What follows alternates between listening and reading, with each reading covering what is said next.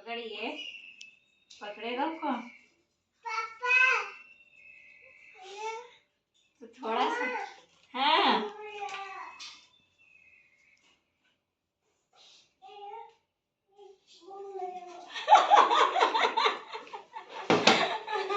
और दे, ठंडा लगेगा। तब से फिर नहीं बोलिएगा।